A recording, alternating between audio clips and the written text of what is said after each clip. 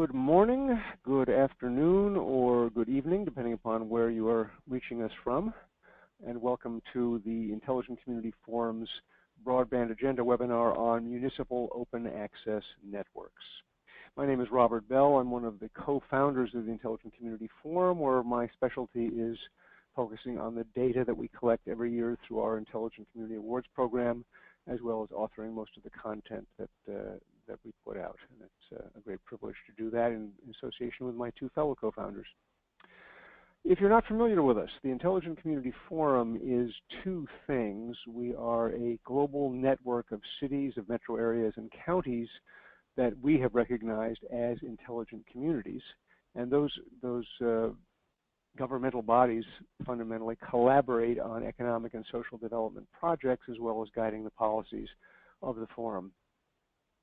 We're also, however, a think tank, because we study that same network of intelligent communities and to discover how they're using information and communications technology, not just to become smart, not just to do a better job of running their infrastructure or serving their citizens, but also to build economic prosperity, to address social challenges, many times very difficult ones, and to enrich their cultures, because those are all within their grasp thanks to this technology. We are best known for putting on this awards program, the Intelligent Community Awards. For us, it serves a critical purpose, which is research. In exchange for the opportunity to win an award, our member communities provide us with vital information, which is part of our mission. And we turn that into educational programs like our Community Accelerator, which involves us going to communities and actually assisting them with this complex process. We publish in a number of formats.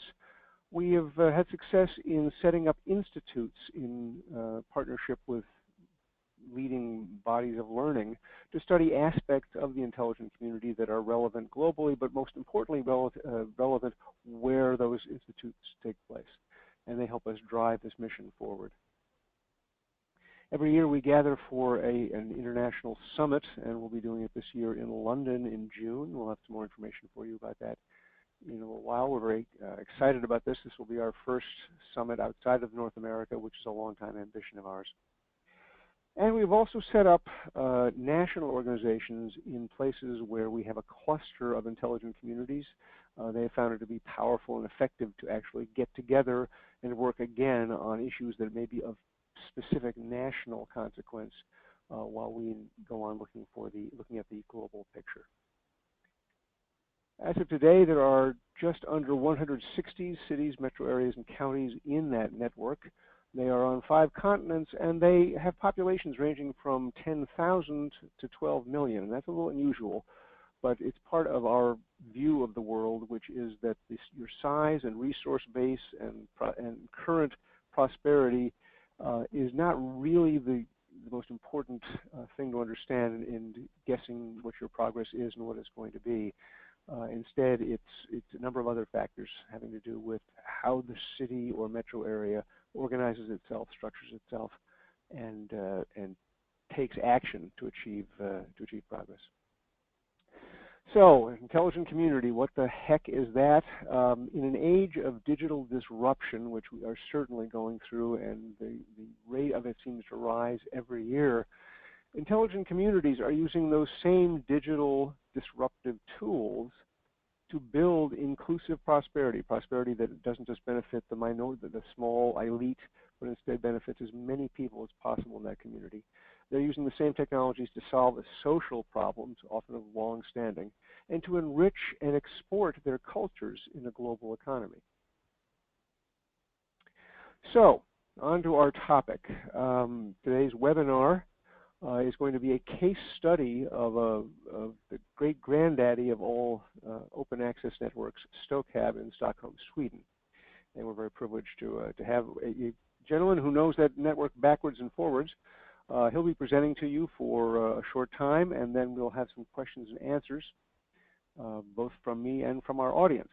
So during the webinar, all attendees will be in listen-only mode, but we very much want to include your questions and comments into our discussion. So you will find in the control panel that came along with your webinar when you logged in, a tab for questions. And all you need to do is to go into that tab, write a question, and send it, and it will appear on my console, and I'll be able to make your question part of our questions and answers. So I do encourage you to do that. When you hear something that sparks your interest or raises a question for you, just go ahead and share it, and I will bring that into our discussion. A recording of the webinar will be available on ICF's website after this, and you'll be informed of that, and we'll be able to share it with colleagues as you think would benefit from it. And finally, in terms of technical support, we've never needed it so far as I know, but it could be useful to jot down those numbers. There's a U.S. toll-free number, as well as a number that will work outside of the United States, where helpful people can get you back online if you're having difficulty. I wanted to spend a few minutes before I introduce our speaker to talk about our view of broadband deployment. When intelligent communities set out to change this because they are lacking in some way, they have some sort of challenge that they don't have the infrastructure that they need to have in order to make progress, they go about it in a number of different ways. And over the 15 years that we've been studying this, we've broken those down into 5. And I'm going to give these to you in the order in which they are, the order of controversy or political challenge that they present. And at the lowest level of that, government can use the normal policies of for governing land use and asset inventories to encourage broadband deployment. So they can map existing broadband networks or municipal conduit networks to identify gaps and opportunities. And then when they are having discussions with private sector carriers, that knowledge can become extremely powerful in terms of filling in those gaps. They can improve their own access policies for poles and conduits. It's not uncommon for a city or a municipality or a county to be trying to encourage broadband providers to build there, and yet to be charging high fees for access to their poles and conduit because that raises money. Those two policies are in conflict, and so very often some good work can be done to bring them into compliance. They can do the simple thing of requiring that conduit or other infrastructure be installed whenever they dig up their own streets. And then that conduit can be something that's leased to carriers, produces a near-term revenue for the municipality, and is relatively inexpensive to do in the first place. And they can also change building codes or planning permission.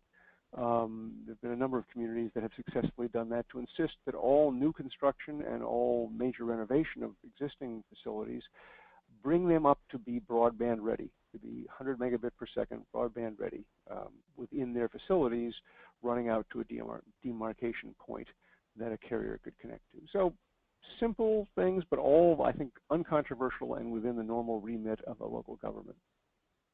Stepping up from there, another simple opportunity that governments have, although it's a bit more risky, is to build their own network.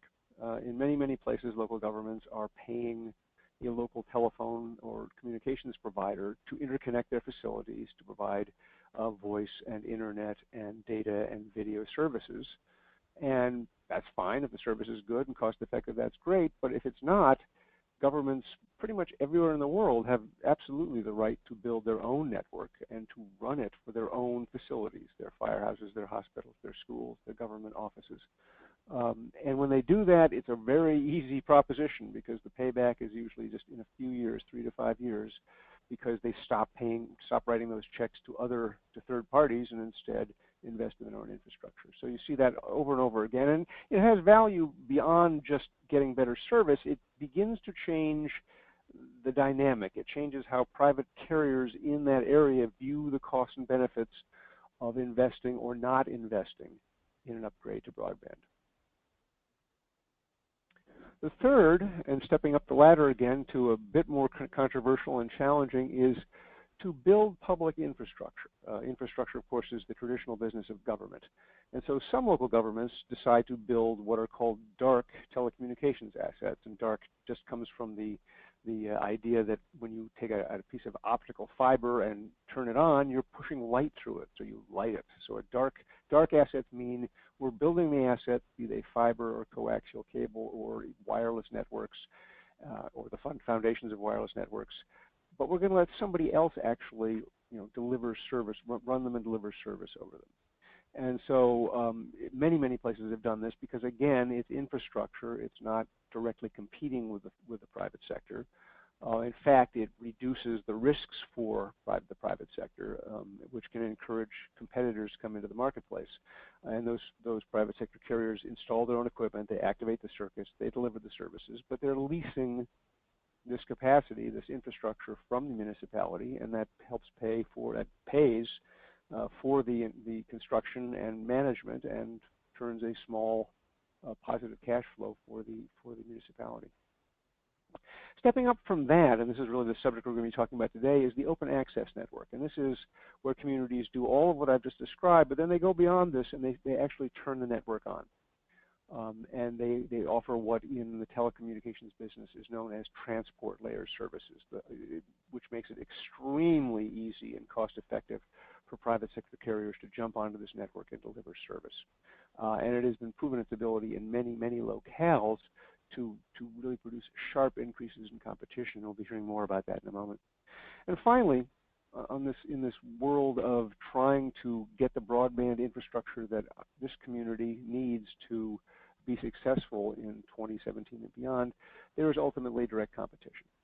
And this tends to occur it's an extreme step, and it tends to occur when private telephone and cable incumbents just simply oppose all efforts at collaborating, at extending their network, because they just don't see a business model. They don't see the return on their investment.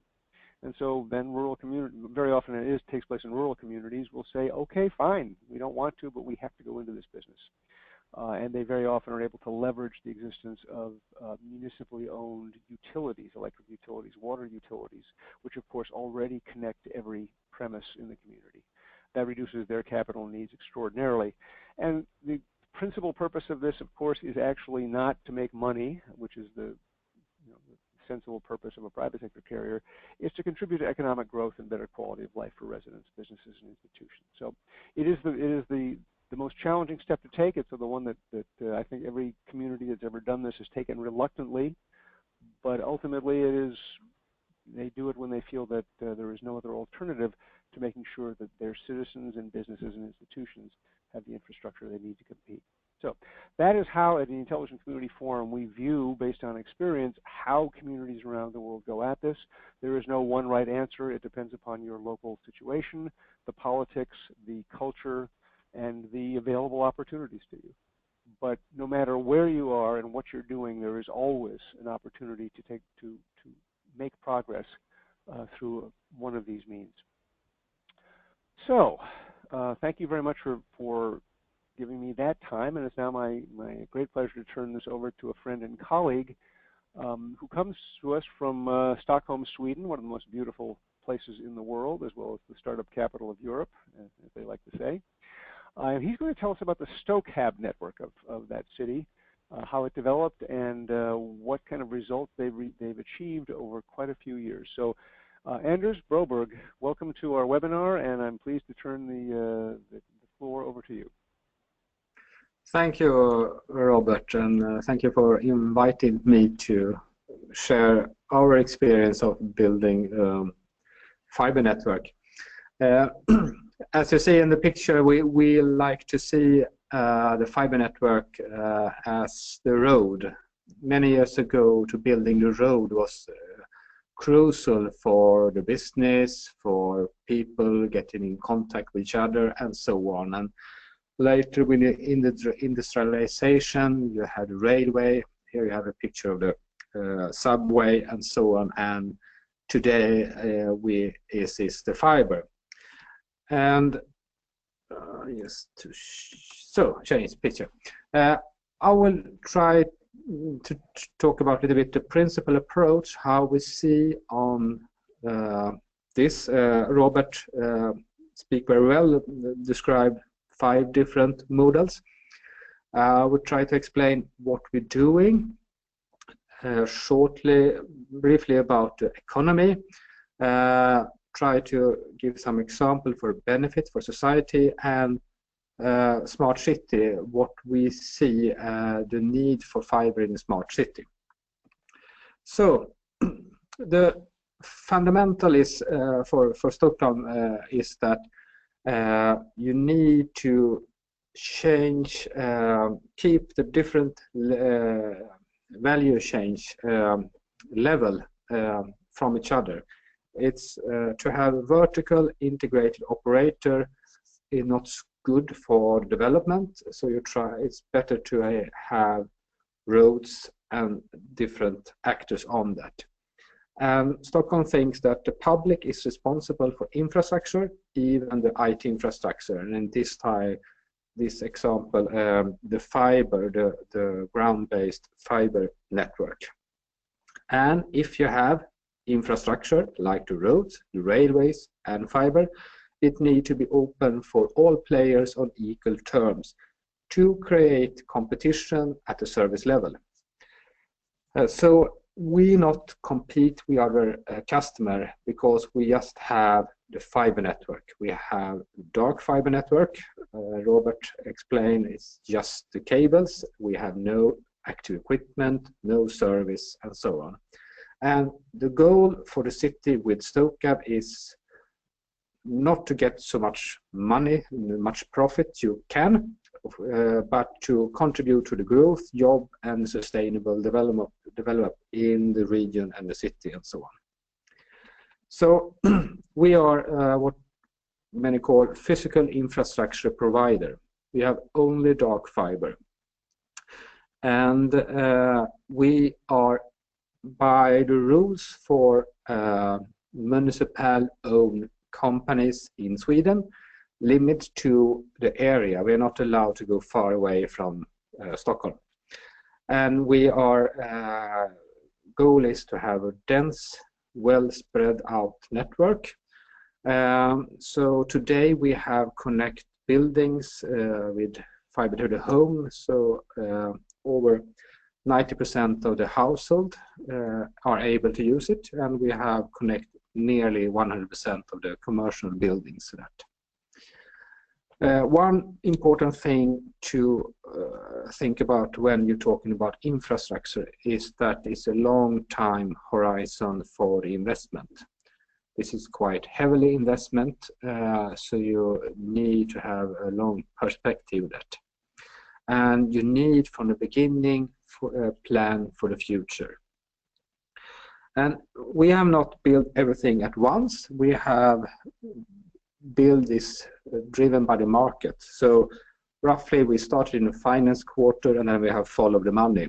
And that also means that we not have any public funding. We are 100% owned by the city of Stockholm, but we don't use any tax money. In some countries this sounds really strange.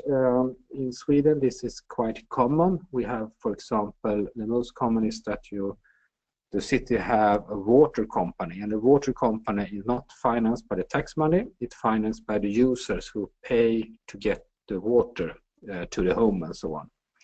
And it's the same with us. Our customers are paying for using the network. And the goal is just to provide an open, neutral ICT infrastructure to secure a free and fair competition regarding service. So for that, as I say, you need to not compete with the customer, and you need to be extremely transparent with the pricing and policy and so on. We was founded in 1994, and the background for that was that the Swedish government deregulated the telecom market in 1993 in the summer. But before the government talked about to split the former operator in 3 parts, an authority part, 1 service part, and 1 infrastructure part. But when we did the regulation, deregulated telecom market, they keep the infrastructure with the service as 1 company, and that's the big incumbent, Telia in Sweden. If you compare with UK, it's British Telecom, or Germany, it's Deutsche Telekom, so on.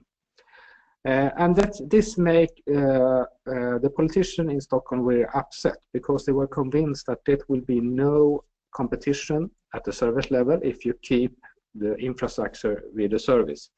And this will also lead that the city by themselves will not have any good price for connection between buildings and for the administration they have. So regardless the color of the parties, all politicians in Stockholm says that we do as we always do, we're building the road, but we not drive the cars or buses or bicycles. It will be open for everyone to use it. So Stokab was started in '94 in January. And we have about 100 employees, and that's mean that we procure the most things, what we do. We are never digging by ourselves, it's always subcontractors. And we have, well, subcontractors for the most things we're doing. We have about over 1,000 customers, is business to business, and of this customer, over 100 is operators. Of course, and the operators are the main business, about 70% of the business. But we also have a lot of other type of customer, and try to explain here. The operators and service providers, they are traditional. They could be offering internet, TV, triple play. They're offering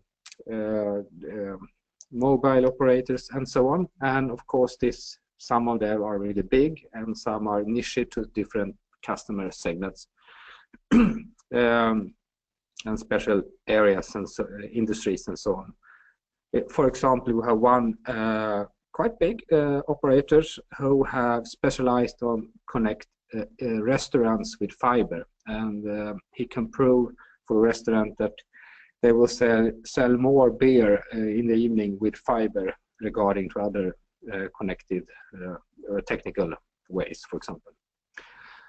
But other customer is, for example, business, the finance and bank system. They were quite early to rent fiber for themselves to have secure network, have control of it.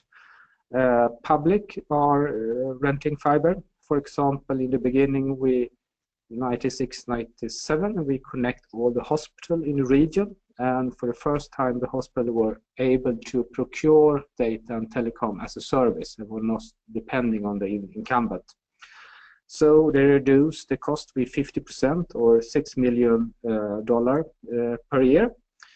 So that's and you also find a lot of other type of customers. House owner who connect house to maintains the heating, CCTV cameras and so on. And also we have the TV production company who using fiber to produce TV program, and they use the fiber and put them directly in the camera instead of driving out with big trucks and so on. So the message I will send is that if you have a fiber network, we unlimit fiber, you will have a lot of customer, and you will have a lot more customer than not only the operators. It's a lot of more customer who need fiber if they have possibility. And what not operators do with a fiber network is different. Sometimes managed by themselves, or some of them procure different actor to communicate and operate the network. So maybe this is not the best picture, but try to explain that Stokab had right away the ducts and the fiber on the basic passive infrastructure level, and then it's open for everyone. So typical, you see in the middle, a mobile operator or broadband operator use the fiber to could deliver internet or other service for customers. You have on the left, for example, the hospitals, and you find a bank, for example, and talking of business, and so on. So it's the same fiber to different type of customer. So because we don't know which customer we will have and how they want to design their own network. We need to have fiber everywhere. So we have fiber in all streets and a lot of fiber. So and you see the numbers of this. To have a lower threshold to using our network, we also have over 350 active nodes, and nodes is a place where customer could renting space in rack, and we provide with electric power, cooling, and security about this. And just to get a brief of Stockholm, comparing with some cities, we are quite small. In some cases, we're a little bit bigger. The yellow here is the Stockholm region. It's over 2 million citizens. The orange is the Municipal of Stockholm, who is nearly 1 million. So we have a quite dense network in the orange, but we have a backbone network in the yellow part. And in this region, we have 26 different cities, and they act different. Some of them do exactly as we do. So we have really, we connect each other, and the customer could go from our network to another networks and reach the customer. In some cases, the cities are paying us to connect their schools and administrations and so on. And some of the cities do absolutely nothing, and say that if some operators are interesting, they could dig. Of course, the situation for broadband and so on are the best, where the cities act actively and just do not lay back and think somebody else should solve the problem. To the economy, just to show, to be able to build the network, you need to invest. And here you see the numbers from the start. And this is in Swedish crowns. So you will translate to your own currency. You need to build from beginning to have a network. And if you compare with the profit, you of course not have any profit in the beginning, but quite soon you get profit. And as you see, it's going on. So if you compare it's well, our experience is that if you have long-term vision in this, is secure money, I would say. It's you're building step by step, and you will get customer. And this is just turnover from 99 and so on. So you can see. It's better you look at the picture after if you want to study the details. To try to accept that we could build this network without any tax money, it's also a benefit for society. And I will highlight some of the documents, the study reports we have. We will have a links to the homepage sooner here. You can get more deeply about this. But one research institute have calculated and say that it's definitely more than 3 times the investment or the socio-economic return for society. And they calculate they have more jobs, high competition, lower price for broadband, cost saving for public service, say public sector, and so on. So it's really good to have neutral, our experience is that it's really good to have a neutral fiber network open for everyone to provide a lot of good benefits for society. Today we're looking more on smart city because we have connect the most buildings, and sometimes you think, well, now we have built everything we needed. What anyone need more fiber? And yes, here comes the smart city, who is really driven for more fiber. The city of Stockholm have a goal to with smart city to have the highest quality of life for the cities and the best environment for business, and will four mainly areas. This was be financially sustainable, ecologically sustainable, but also social and democratically sustainable. So the city is trying to make progress in all these four areas, and of course not is needed with fiber or with broadband, but most of solution today need to have some IT solution in the bottom. So it's really important to have no limit when you talk about connectivity, broadband, and so on. You can talk about smart city in many different ways. One way is to divide this in indoors and outdoors. And if you take indoors, so the need for things in indoors, typically broadband for households and companies and so on. The landlord could digitize the control and regulation of the heat and all system you have in a house. In the more newest house, they are so environment friendly build, so they are like a shield and not have bad coverage for mobile operators. So we discuss a lot to have better coverage with broadband, mobile broadband inside. The public sector is really looking into healthcare for it, and you have a lot of things. And technically, you can use just one fiber to handle all this, but all these are different business models. So in our case, we have a lot of fiber.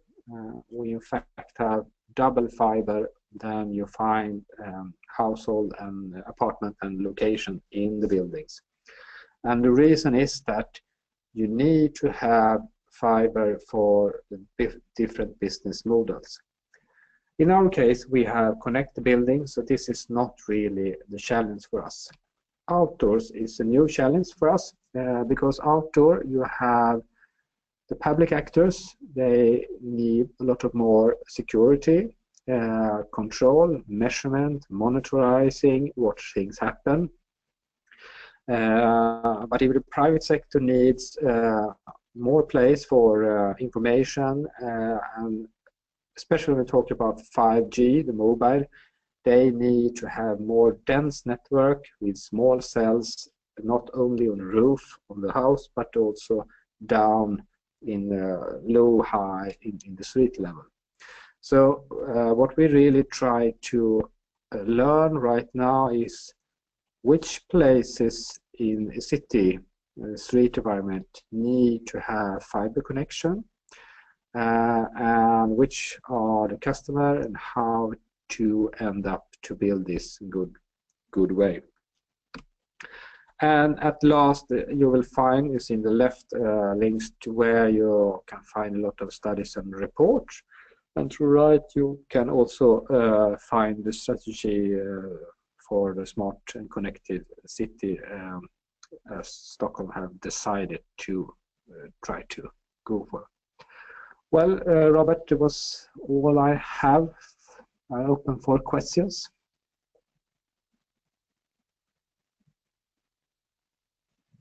Thank you very much, Anders. I appreciate that. Yes, I can do this. So thank you very much for sharing that with us. I was interested to see that Benoit Felton has done that analysis. I know the gentleman. He's a great researcher, so very good. Well, I have a lot of questions. There's some coming in on my question panel as well, and so please do keep those coming. I'll be happy to bring those in. So let me take you back to the beginning. No tax money was used for this network, which, by the way, I think is a great thing to say over and over and over again, particularly here in the United States, where, as you know, we don't like to either pay taxes or use them for anything. So where did that initial tranche of funding come for putting in the beginning of the network in the financial district? Yes, well, in Sweden, the cities are allowed to have company, and we have some special rules for that. So it's the cities are quite common to use it, and typical is the water company. It could also be typical the harbor and so on. And what cities do is that they in Sweden pay about $5,000 to create the company. That's the cost. So that's what the cost from the tax money. And then day one, Stokab was created. Stokab go to the bank and say, "Hi, we need to loan some money because we want to start to build a fiber network." And as I say, the combination that we not wanted to build everything at once, we want just to start, and also that we were owned by the city. It was no problem to get loan from the bank, and that's the way we finance and so on. And that is typical for Municipal in Sweden to do that. And as you see in the profit, we get customer directly, start get some profit, need to build out, and when we go to the bank the second time, they say, okay, that's no problem, we see that you're working and go right way, and so on. And that's the way. Okay, excellent. A second here. Well, that's a really interesting example because you're using the, if you will, the faith and credit of the municipal government, but you're not actually using tax money. And I think there's many different approaches to this. There's a colleague of ours, our senior fellow in actually in the Netherlands, Kees Rovers, has built a number of fiber networks. In his case, he managed to get some national government seed funding to do a project. And he said the irony of this always is that now that I've got the network, the banks would love to lend me money, but I don't need their money anymore. So I think you found a very interesting solution to that particular problem. Well, maybe it's we see a lot of smaller community in Sweden. Of course, they have more challenge when you talk about this. Maybe a bit luck to be the capital of Sweden and also started so early in '94. It was really no fiber in the city, so it's maybe we had a little bit luck in the timing of that. Well, that always helps.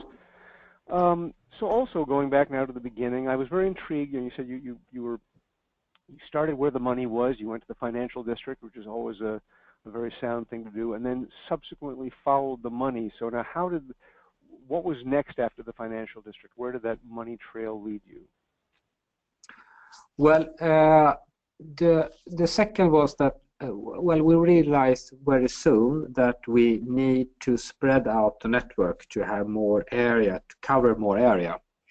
And when you ask operators, are you interested if we build to this sub area or other cities and so on?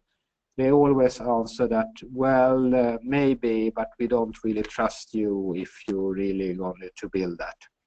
So the key customer to spread out the network was the bank and also the hospital, because they were, for example, especially the hospital, where they know that we'll have the hospital for many years, and they were also quite interesting to have an alternative to make procurement for the data and telecom service. So that's helped us to get enough with customer for long-term contract to spread out the network. And that what happened was that when we building to the hospital and did other areas, the operators say, oh, you really build to that area, then we need to rent because we want to make business. And we get a lot of operators who were interested when we really start digging and not using the PowerPoint, but when we're digging. Yes. A backhoe is more persuasive than a PowerPoint. Yes. So you need to find what type of customer could help you to different areas and so on. And then we talk a little bit later, the mobile operator was quite really good to also spread out the network and get more business in that case. And well, in that, by the time we had always think that the market don't need so much more fiber, but they always need more than we think from the beginning. So it's been good. Yes, there's always a need for more. I'm curious. Again, you started in 1994, so I started this by saying you were the great grandfather of the open access network.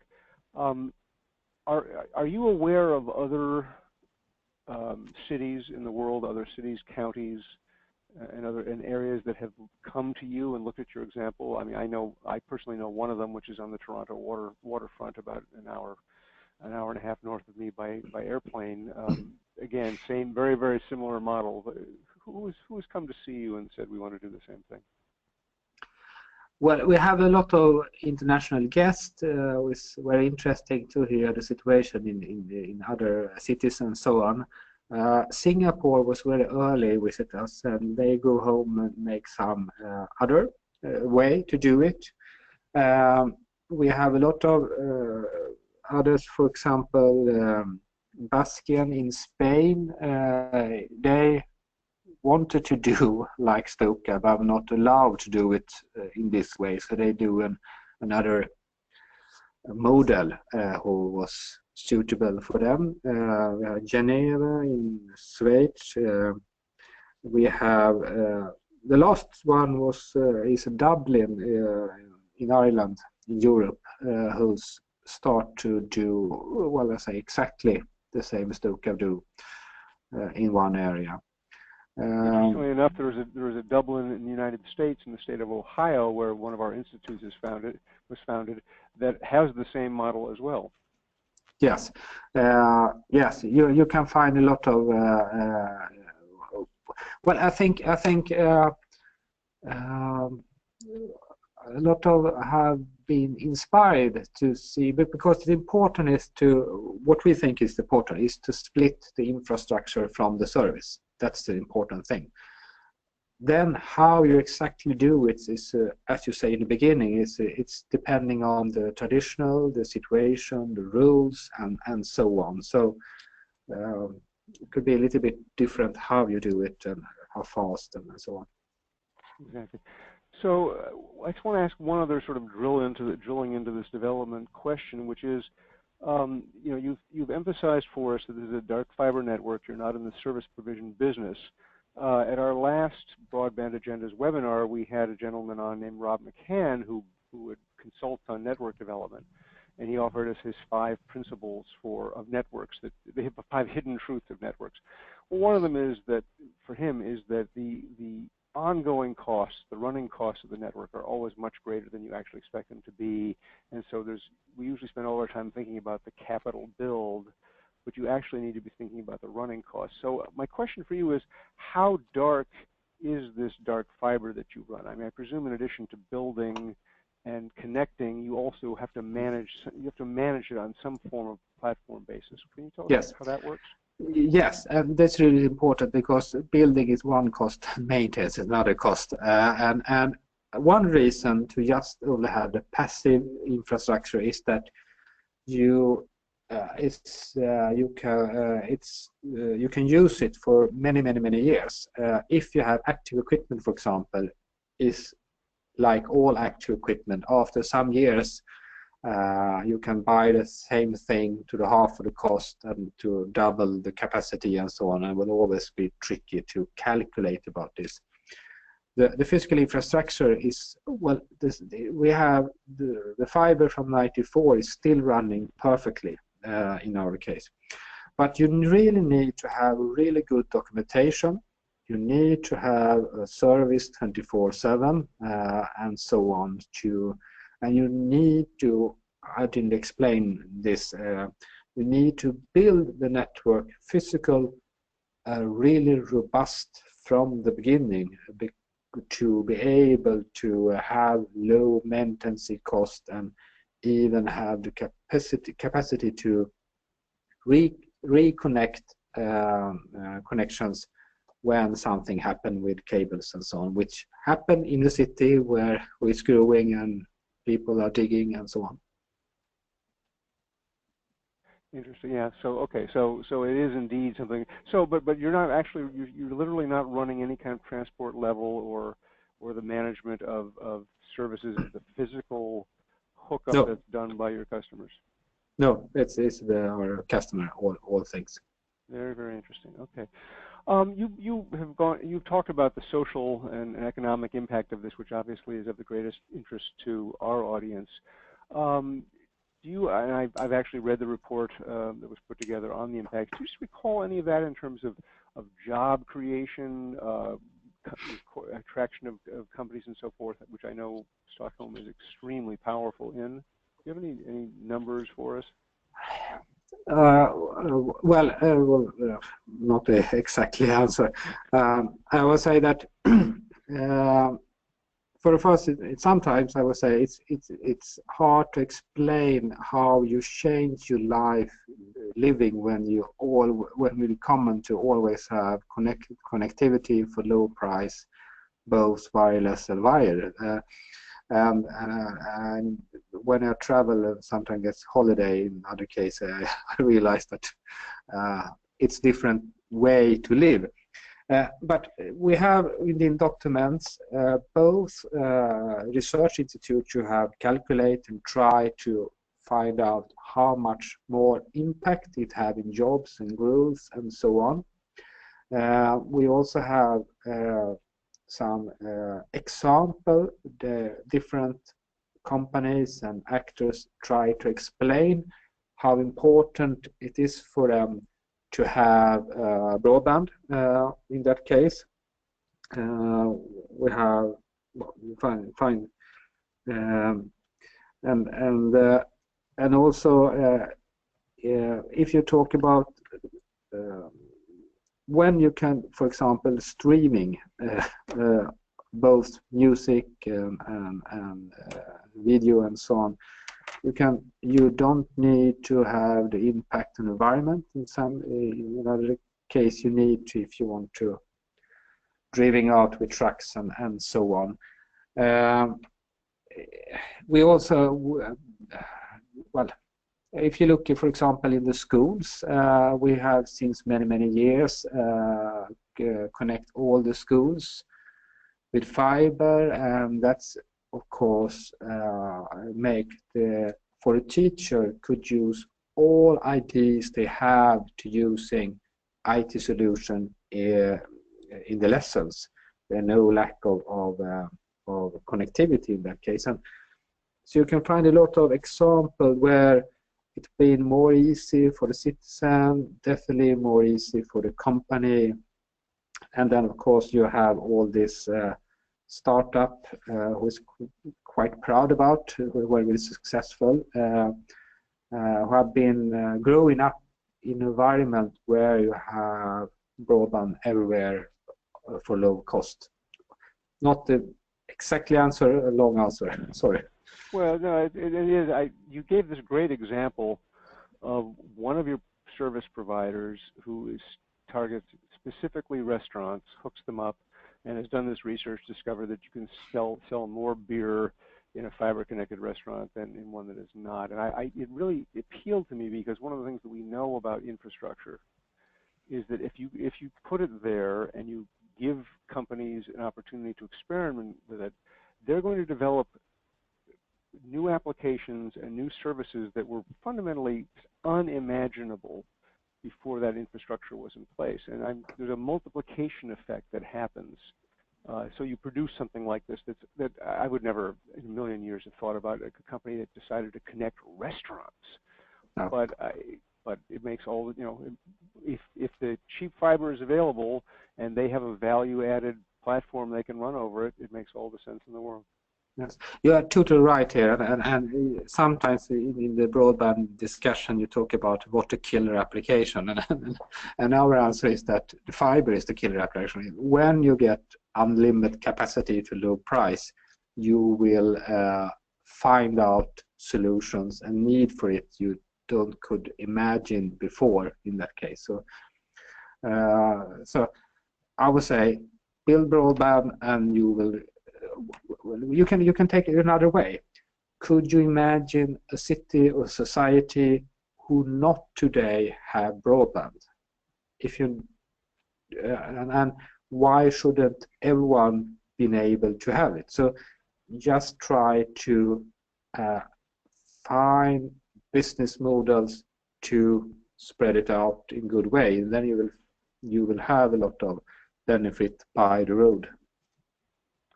Absolutely. We this past year just put out a policy document for city councils to adopt, saying that broadband is a utility. It doesn't mean that it should be owned by the state. It just means that it should be everywhere. And I certainly can relate to that. I was just on a 9-day trip, business trip in various places in Europe, and I was so thrilled to get home and actually have connectivity that I could depend on to do what I wanted to do. Anders, we're reaching the end of our period. I just want to ask you one other question. If people are interested in more information, what would you suggest that they do? You were kind enough to provide your contact details in the presentation, which will be up there. Are you open to having people connect with you? Well, I will. Yes, of course, they could send emails and so on. And as non-Swedes people, I would say I could recommend the Ben R. Felten study, who tried to explain Stoka a little bit more deeply, but from a non-Swedish perspective. And you can choose. You have both a report you have written, but also a seminar. You have links to a video seminar you can follow to try to better an understanding. Excellent, excellent. Well, thank you again. Thank you very much for making the time to spend with us today. I just have I'm just going to do a couple of pieces of information for our audience, but I don't want to miss that chance to express my great appreciation. I haven't seen you now for several years, and it was great to catch up. Looking forward for London. Exactly. We're looking forward to London. Thank you. Okay, so coming up from the Intelligent Community Forum are a few things I just want to make you aware of. We publish now regularly best practice reports based upon the things that are going on in communities. We share some principles, as I did at the beginning of this webinar, and then we tell some stories about communities that have actually done it. These are two that exist. They are free to the communities that are members of ours, and they're for sale to others. Coming up soon will be a new best practice report on building the innovation ecosystem, the innovation district, or the much broader, if you will, ecosystem that spreads across the entire community. On October 31, we'll have our next Broadband Agenda webinar. It's going to be Gigabit Networks After Google. This is a bit of a U.S. orientation, but Google Fiber, as you know, made big news by agreeing to go in and fiber up a bunch of places, and then after a little time said, nope, that's it, we're not going to do any more. So the question is, what do you do next, and what have we learned from the experience? In terms of other events coming up, we just passed the deadline for the submission of data for the 2018 award cycle, what I've come to call the class of 2018. On October 27th, we will announce from that the 21 top ranked, the Smart 21 communities. In February 2018, we will do the difficult thing of taking that list and reducing it to 7, what we call our top 7 intelligent communities. And they will gather at our summit, Summit 18, which is taking place in London, June 5 to 7, being produced by us and our partner NextGen there, which we're very, very, very pleased by that partnership. On this last day of that summit, we will name the Intelligent Community of the Year to take the place of Melbourne in Victoria, Australia, which is our reigning Intelligent Community of the Year. And finally, after that summit, we're going to do something new. We're going to announce the world's first list of the top 100 intelligent communities based upon the data set that we've amassed over the past 10 to 15 years. So we're looking forward to that very, very much, and no doubt there will be people there will be folks out there who are happy about it and folks who are not too happy. So thank you very, very much for joining us for this webinar. I hope you found it instructive. Again, you'll be informed of when the recording is available, and we encourage you to share it with your colleagues. Thank you, and have a good morning, a good afternoon, or a good evening.